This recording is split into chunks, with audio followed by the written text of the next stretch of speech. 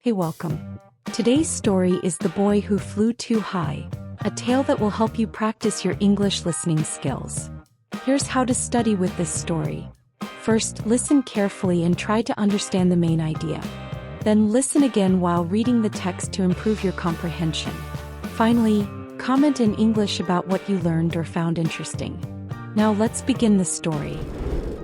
The Boy Who Flew Too High. The underground paths housing the Minotaur beneath the Isle of Crete were created by the dangerous and intelligent mind of Daedalus, an artist of design and construction. Daedalus was so brilliant that King Minos of Crete kept him as a prisoner. Daedalus lived with his son Icarus in a tower of the palace, and King Minos made him build tremendous weapons of war. Although Daedalus and Icarus had a very comfortable life in the tower of the palace, the father wished to return home to Athens. His son hardly remembered Athens, but he dreamed of running and playing in the open.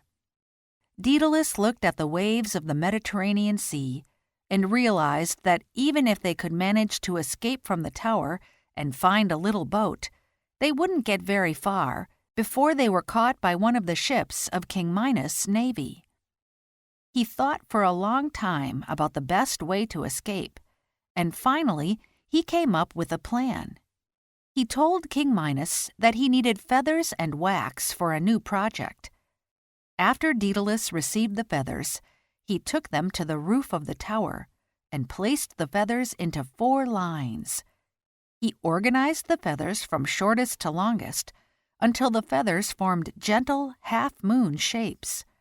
Then Daedalus stuck the feathers together with string in the middle and wax at the base. While Daedalus worked, Icarus played with the wax, making it flat between his fingers, and he chased feathers that floated on the wind. Daedalus showed Icarus how he had made the feathers into 2 pair of wings. He put the larger pair onto his arms and began to quickly move them up and down until his feet took off from the floor and he seemed to stand in the sky. Icarus laughed and could not wait to try out the smaller pair of wings. Over the next few days, father and son both exercised the wings until little Icarus was almost as good at flying as his father.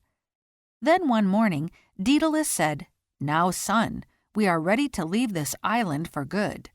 We shall fly home to Athens. Flying is beautiful, but it can be very dangerous.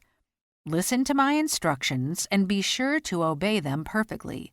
At all times, follow me. Do not take a different flight path, or you will soon be lost.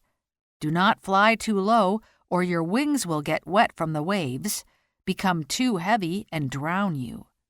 Nor should you fly too high, or the sun will melt the wax, and your wings will fall apart. Have you understood all that I have said?" Little Icarus nodded his understanding. Then Daedalus took his son to the highest walls of the tower and jumped into the sky, flapping his wings. Icarus followed soon after. If a fisherman had looked up just then, he would have thought that he saw 2 ancient spirits with the arms of birds. Over the seas, they moved through the sky, and at first Icarus felt afraid, for he had never gone very far in his practice flights. But soon he found that flying was the most fun you could ever have. He began to follow the seabirds, dancing up and down above the ocean.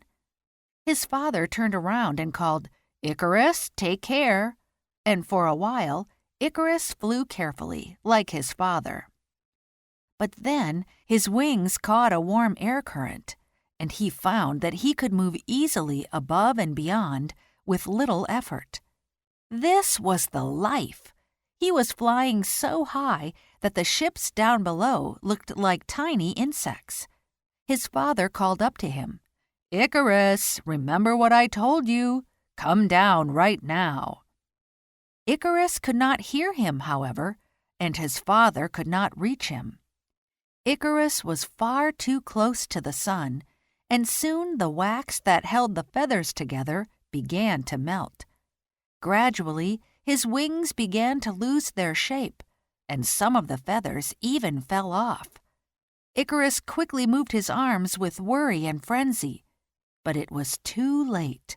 He had lost the power of flight, and down he fell with force into the sea. Great job. Now it's your turn. Comment in English and tell us what you learned or what you liked most about the story. Make sure to subscribe to the channel and hit the notification bell so you never miss a new story to practice your English listening. See you in the next video.